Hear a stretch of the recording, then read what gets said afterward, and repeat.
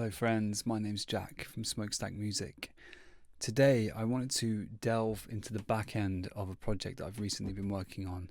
This is a beautiful film documenting a really amazing installation piece that was displayed in the Museum of Modern and Contemporary Art in Korea.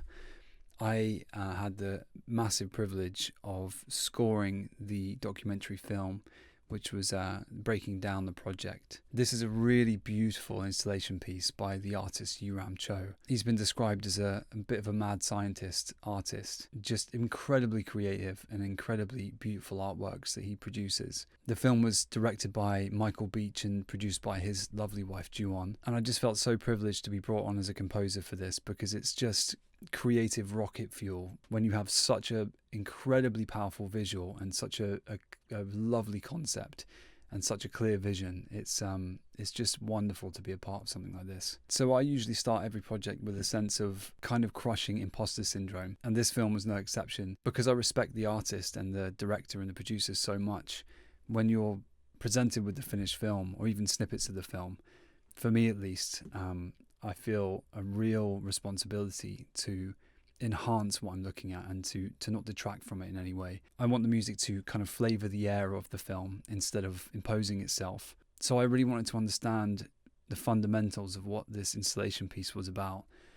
And when you boil it right the way down to the bedrock, it's about the relationship between the digital world and the human world, and these machines that we're making and these algorithms that we're creating, balanced with this human spirit that kind of runs through it all. So I tried to use that as a linchpin to start the project off. I wanted to create some very digital sounds and then balance them with very, very human sounds. Okay, so the very first sound that I worked on within this project was this lovely field recording of the sound of this mechanical table. Mike, the director, did some high quality recordings of the mechanical movement of this beautiful table that's weighted to roll this straw head around. So the mechanical sound started sounding pretty intense like this.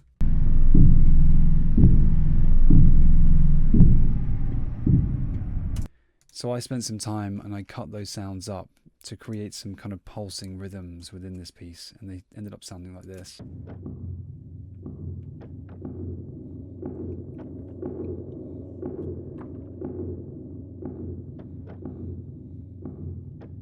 I love that sound. So on the digital side, I was looking for a sound that would represent the non-human element of this equation, and it took me a very long time and a lot of feelings of hopelessness before I eventually found this beautiful sound from Hyundai's plugin. This is a really interesting plugin based around old test equipment. And after playing with this for quite a while, this sound popped out.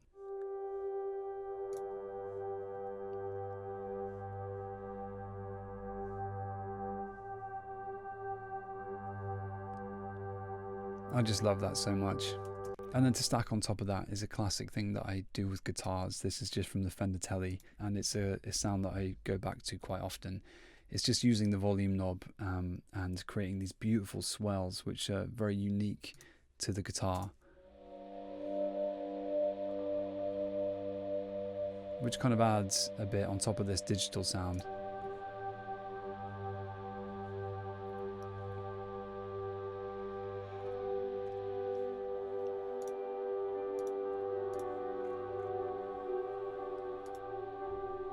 So for me, that's already putting us into a space, into a room. There's space around those sounds. In the documentary film, in the physical room that the installation is in, I wanted to try and capture what that space might sound like. Using reverbs that document spaces, I came across some really lovely rooms. And then I wanted to contrast that with the most human sounding thing that I could possibly find.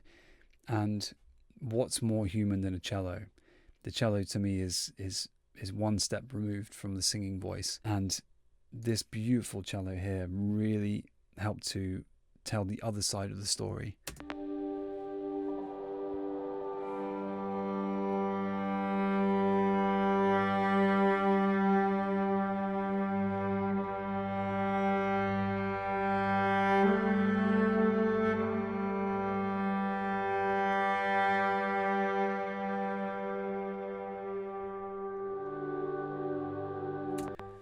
just love that so much. And then as the piece progressed, I just wanted to add some more emotional weight into it.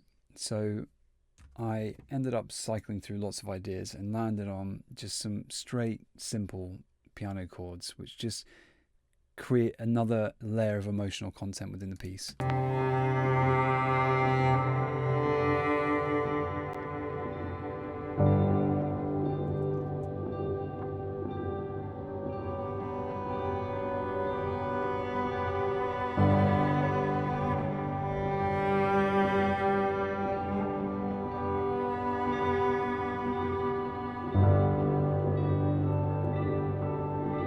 And the piano is really not doing anything other than that big chord just to hold the bottom end down. And fundamentally, that really is it.